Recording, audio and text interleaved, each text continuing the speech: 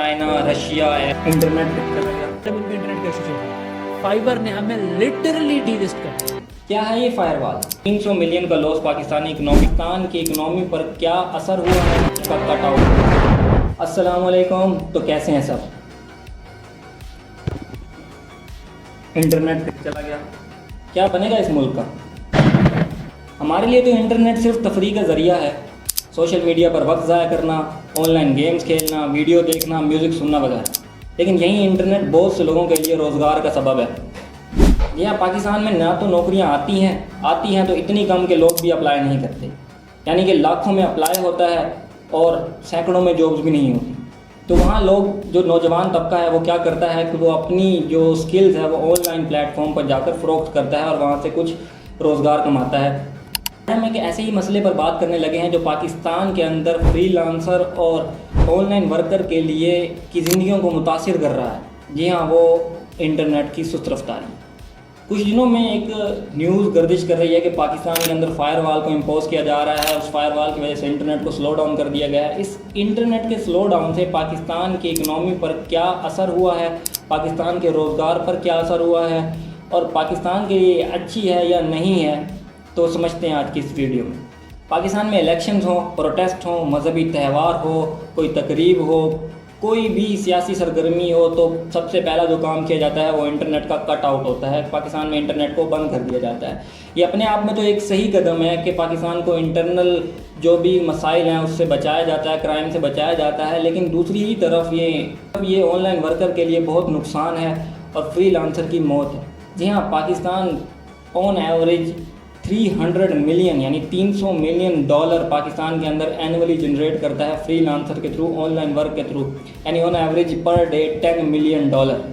जब हम एक दिन के लिए इंटरनेट को बंद कर देते हैं तो पाकिस्तान को 10 मिलियन डॉलर जो उसका नुकसान उठाते हैं। क्या है ये फायरवॉल?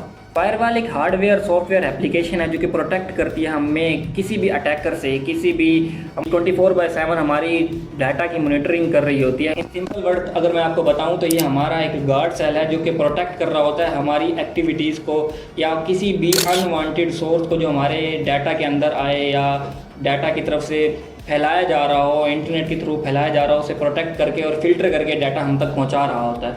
कहा जाता है कि ये नेशनल इंटरेस्ट के लिए गवर्नमेंट प्रिवेंट करना चाहती है हार्मफुल कंटेंट से और मिस इन्फॉर्मेशन से जो फैलाई जाती है सोसाइटी पे, ह्यूमर्स फैलाए जाते हैं इन द वर्ल्ड या पाकिस्तान के अंदर। तो पाकिस्तान के अंदर इसको रोकने के लिए फायरवॉल लगाई जा रही है। पाकिस्तानी गवर्नमेंट ने क्लेम किया जो फायरवॉल है ये इंस्टॉल की जा रही है और पाकिस्तान को फिल्टर और जो अनवांटेड सोर्स है और जो प्रोपेगेंडा है उसको ब्लॉक करके फिल्टर डाटा हम तक पहुँचाया जा रहा है। ना सिर्फ पाकिस्तान के अंदर, बाकी दूसरी कंट्रीज़ के अंदर भी ये फायरवॉल लगाई गई है।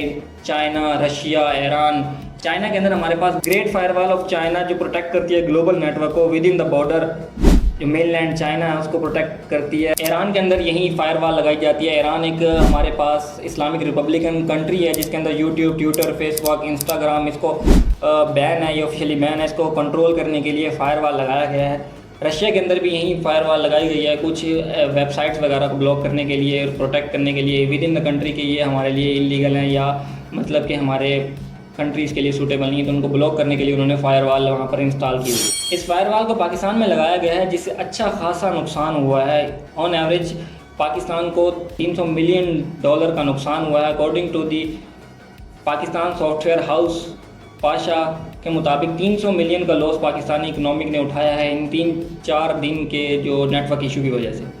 वो मुल्क जिसमें पहले से ही कर्जे हैं, पहले से ही डॉलर की किल्लत है, पहले से ही बेरोज़गारी है, उस मुल्क में इंटरनेट को स्लो डाउन करके इकोनॉमिक क्राइसिस को और बढ़ाना एक अजीब सी बात। बहुत से लोगों का ये कहना है कि जो सेलुलर डाटा है उस पर ये सारी चीज़ें इंस्टॉल नहीं हो रही, अपलोड नहीं हो रही, ना ही डाउनलोड हो रही हैं, लेकिन वाईफाई पर तो हो रही है। लेकिन जो फ्रीलांसर्स हैं वो तो वाईफाई यूज़ करते हैं, तो उसको ऐसा नुकसान क्यों है? तो मैं आपको बताता चलूँ कि पाकिस्तान में 2.7 मिलियन ऑनलाइन वर्कर्स हैं जिसमें 84% गर्ल्स हैं और बाकी 16% मेल हैं।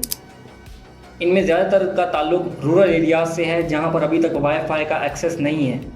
तो वो लोग अपना सेलुलर डाटा यूज़ करते हैं और वीपीएन लगाने से उनको लोकेशन एरर आता है जो जिससे स्कैम के चांसेस बढ़ जाते हैं। तो उनको इतने मसाइल दरपेश हैं।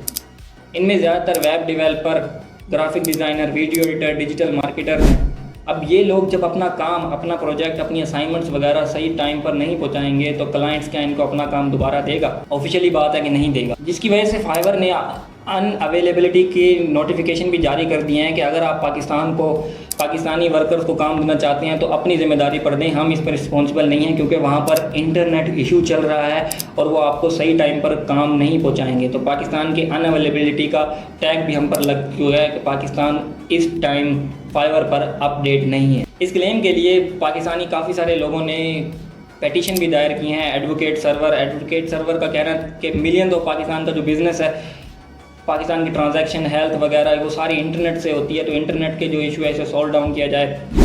ایڈوکیٹ نعمان محب نے کہا ہے کہ یہ ان کانسٹیٹیوشنل اور انلیگل ہے کہ کسی بھی کانسٹیٹیوشن میں، پاکستان کی کانسٹیٹیوشن میں یہ نہیں کہا گیا کہ انٹرنیٹ کے ایکسیس کو سلو ڈاؤن کر دیا جائے اور واٹس ایپ وغیرہ ان کو بالکل ہی ان اویلیبل کر دیا جائے۔